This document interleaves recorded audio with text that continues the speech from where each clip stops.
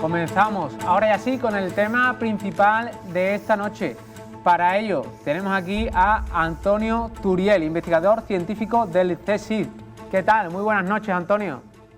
Hola, buenas noches. Un auténtico placer tener aquí a través de videollamada, ¿no?, a una eminencia como Antonio, que si aguantan aquí durante todo el rato que va a estar con nosotros van a ver su sapiencia y todo lo que va a poner en valor sobre todo lo que está por venir en los próximos años en nuestro planeta Tierra. También, cómo no, cómo podía perderse un día como hoy, Javier Marín, neuropsicólogo. ¿Qué tal? Muy buenas noches. Buenas noches, Dani. Encantado de estar aquí de nuevo. Vamos a intentar dilucidar las verdades y mentiras sobre el cambio climático y vamos a tratar también el tema del apagón y otras muchas cosas esta noche. Vamos a comenzar, Antonio, si te parece, muy sencillo. ¿El cambio climático es real o es mentira? Porque esto al final sigue siempre, en todo hay algunos negacionistas que no se creen absolutamente nada. ¿Qué podemos decir? Bueno, que se está produciendo un cambio global en el planeta Tierra, que se están modificando los patrones climáticos, es una cosa de la que cada vez tenemos pues unos indicios más fuertes. No pienso que, claro, como cualquier verdad científica, es una verdad humana y entonces es provisional, son cosas que siempre uno está revisando continuamente, pero conocemos bastante bien los mecanismos que están produciendo este problema. Sabemos que están asociados con la emisión de gases de efecto invernadero que hacen que se retenga más radiación infrarroja y esto hace que el planeta pues no esté en equilibrio, se vaya calentando y esto además lo que modifica es la distribución de energía y cambia los patrones atmosféricos con consecuencias de todo tipo, como se está manifestando sobre todo en la mayor recurrencia de fenómenos extremos, ¿no? Sobre todo pues tormentas fuertes, periodos de sequía y otros problemas que cada vez pues, se van dando con mayor intensidad. En este momento el consenso de la comunidad científica sobre que se está produciendo un cambio climático y que además es de origen antropogénico, es decir, es el hombre que lo causa, es del 99%. Es, digamos, creo que pocas veces se habrá dado a la historia de la ciencia un acuerdo tan claro, tan grande sobre un tema en concreto. María Teresa Esteban asegura que la repercusión humana en el cambio climático es prácticamente nula. ¿Qué podríamos decir sobre estas palabras? Bueno, ella es ingeniera, que yo sepa, entonces ella tampoco creo que sea precisamente una especialista en ciencias ambientales o ciencias de la Tierra, ¿no? Ella cuando argumenta esto, pues tiene que argumentar lo mejor. De todas maneras, saber, como le digo, se han estudiado todos los posibles impactos que hay, porque el clima es un fenómeno complejo, en el que intervienen muchos factores, desde la variabilidad solar, el efecto de las emisiones de aerosoles a diversas alturas, por ejemplo, por volcanes y otras fuentes que existen para la Tierra, los patrones de variabilidad de medio plazo que van asociados pues al fenómeno del Niño, la oscilación del Atlántico Norte. Es decir, hay muchos patrones y lo que se ha hecho es un esfuerzo de detallar cada uno de ellos y extraer qué parte tienen que ver en todo el fenómeno que se está observando, ¿no? Y le digo que en este momento no solo, digamos, el problema del calentamiento global y del cambio climático en general no solo es claramente el responsable del 60% de las variaciones que estamos viendo ahora, sino que además encima en los últimos años se está produciendo un fenómeno de aceleración, lo cual es mucho más preocupante. O sea, yo, esta señora, cuando hago una afirmación, pues tendría que hablarla con datos, pero yo le digo que la literatura científica sobre el tema es exhaustiva. Estamos hablando de miles de artículos publicados cada año sobre este tema y, en fin, ya le digo que esto está más que confirmado. Por desgracia, porque hay muchas cosas que se observan que son muy preocupantes. Ella culpa el sol. ¿Qué parte de culpa podría tener nuestro gran astro, nuestra gran estrella? Sí, esto es un meme que, digamos, una idea fuerza y tal que recorrió los círculos negacionistas hace unos años y hay gente que todavía se aferra a esta idea porque efectivamente pues las variaciones, los ciclos de variación de actividad del Sol tienen mucha influencia sobre el clima de la Tierra, directamente por la constante radiativa, la cantidad de energía que nos llega al Sol, que se puede minimizar en un momento determinado, por ejemplo, cuando hay menos manchas solares, que te está indicando pues, que ha disminuido la radiación que llega al Sol, y luego también por el efecto que tienen los rayos solares, los rayos cósmicos en la generación de nubes en altura, ¿vale?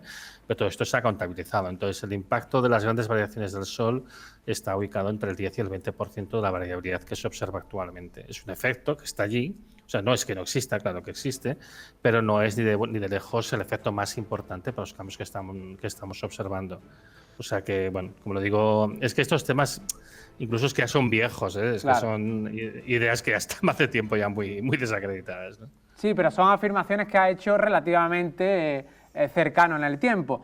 Ana Cabré, física del Instituto de Ciencias Marinas de Barcelona, que no sé si tiene el gusto de conocerla, porque creo que no sé si Sí, claro. trabaja similar, asegura que los océanos absorben el 90% del calor causado por el cambio climático. ¿Esto es un dato real también, Antonio?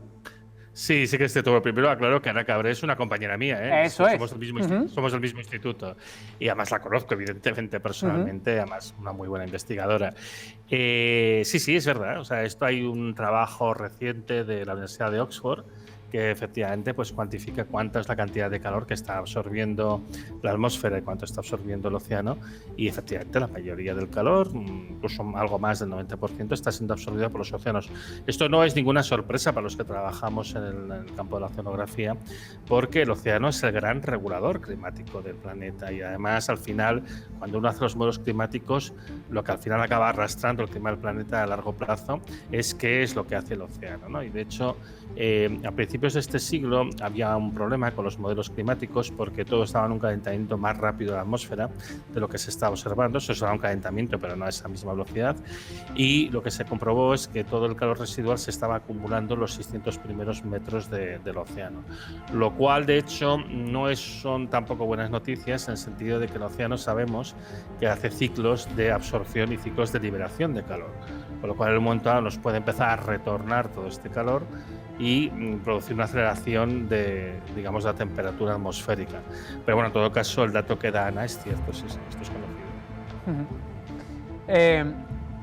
Voy ahora a una afirmación suya que me parece impactante, que es que probablemente las estaciones como tal dejen de existir. Esto es algo que se habla en cualquier lugar, ¿no? Que parece, al menos aquí en Andalucía, ¿no? Siempre decimos, tenemos invierno y verano.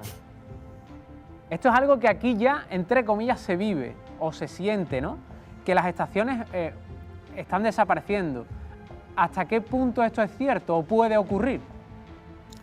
A ver, uno de los problemas graves que tenemos, digamos, asociados al cambio climático, es que se desestabilizan ciertos patrones que son fundamentales para la organización de la circulación atmosférica, ¿no? Nosotros, la época geológica en la que estamos, de hecho abandonando, es la que se llama Holoceno, ¿no? Que de alguna manera es el periodo óptimo en el que ha sido posible, por ejemplo, llevar la agricultura hasta Europa. Usted piense que hace aproximadamente 10.000 años todavía estábamos en una glaciación, con lo cual la mayor parte de Europa está cubierta por una capa de hielo que en algunos casos tenía unos cuantas decenas de metros, sobre todo las partes más al norte, y en general aquí pues la extensión de la agricultura no era posible. Se produce esta transición hacia el periodo interglaciar y en ese momento es el que realmente pues se puede empezar a habitar en Europa, se desarrolla la agricultura, etcétera, etcétera, ¿no? Entonces el Holoceno se caracteriza, entre otras cosas, por tener unos patrones climáticos predecibles, es decir, la existencia de estaciones, porque eso te permite saber en qué momento pues, tienes que sembrar, en qué momento tienes que recoger, y además que esto coincida pues, con las lluvias más adecuadas según el tipo de cultivo que tú tienes. Uno de los problemas que, por ejemplo, estamos observando últimamente es que la corriente de chorro polar, que es una corriente estratosférica que está separando pues, la circulación de las masas de aire frío del Polo Norte, digamos, de las masas de aire más templado, de las latitudes como las nuestras, latitudes medias, pues esta corriente se está inestabilizando. Entonces esta corriente que antes hacía de barrera muy efectiva ahora está siendo mucho más permeable y eso provoca que a veces se produzcan desplomamientos de masas enormes de aire polar que también pasaban de vez en cuando, pero ahora se producen más frecuentemente y de manera más intensa, como por ejemplo la que hubo en Texas, si se acuerdan, el mes de febrero, que causó muchísimos problemas, ¿no? O, por ejemplo, un embolsamiento de aire caliente que se produjo en la zona oeste de Canadá este verano, que alcanzaron temperaturas de casi 50 grados allí, que nunca se habían observado en la vida, digamos, ¿no? Y, por ejemplo, lo que está provocando que tenemos de manera recurrente y sistemática anomalías de temperatura en el Polo Norte de hasta 26 grados, es decir, la temperatura que se está observando últimamente en el Polo Norte y en el Círculo Ártico, pues son 26 grados por encima de la media, ¿no? Entonces, todos estos fenómenos lo que rompen es la predictibilidad de las estaciones. O sea, usted imagínese que sería que en un momento en el que, yo qué sé, por ejemplo, los almendros están en flor o los olivos están en flor y de repente venga pues una helada brutal que dure 3 o 4 días, los mata, ¿no? Claro. De hecho, yo vivo aquí en la zona norte de Cataluña y aquí se acuerdan mucho de lo que llaman el año del frío, que fue en 1956, que pasó esto, ¿no? Que hubo unas semanas muy cálidas a principios de febrero y de repente llegaron 3 o 4 días de mucho frío y mató 2/3 de los olivos y evidentemente causó la ruina económica. Bueno, pues este es el gran problema que tiene, digamos, la inestabilización en la que estamos ahora, ¿no? Que nos lleva a que estas, digamos, predictibilidades, esta seguridad de las estaciones empiece a romperse y con mayor frecuencia pasen fenómenos como este que hagan que lleven al traste las cosechas. Es el riesgo mayor que hay, Entonces podríamos decir que la agricultura en sí se va a ver afectada de aquí a unos años. ¿Podemos confirmar esto? En principio sí, en principio se espera una afectación a la productividad agrícola, por ejemplo, sobre todo en Europa. A ver, nosotros en la zona que ocupamos estamos en una zona un poco de frontera, lo que es España, y es un poquito más complejo. En general, los modelos lo que predicen para el caso de España es un incremento bastante significativo de las temperaturas por encima de la media, sobre todo la parte mediterránea, y un descenso de las precipitaciones.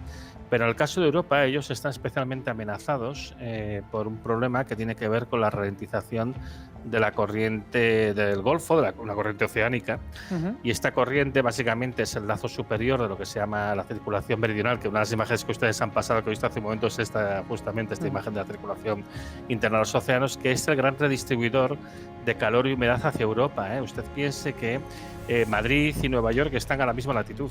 Y sin embargo, usted ha visto un montón de imágenes de Nueva York cubierto de nieve, que esto en Madrid, salvo cuando pasa un Filomena, pues no es tan frecuente. Allí también es verdad que tiene la influencia de la corriente fría del Labrador, pero bueno, viendo que las latitudes de Europa son latitudes relativamente... Esta es esta imagen de la circulación termolina.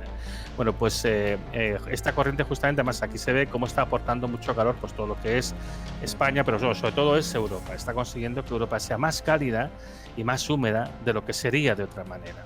¿Vale? Esta corriente se está frenando, lo estamos viendo, estamos viendo caídas muy fuertes que empezaron pues a principios del siglo XX, porque ya se notaban los efectos de la industrialización temprana, de la primera revolución industrial, del momento que empieza a extenderse la máquina de vapor. Entonces, claro, las posibilidades para la agricultura de Europa se ven muy comprometidas. Dice usted años, hombre, yo pensaría más bien a décadas vista. Esto no es una cosa inmediata, tiene sus tiempos, pero bueno, tampoco va a ir demasiado lento, pero tampoco va a ir fulgurante.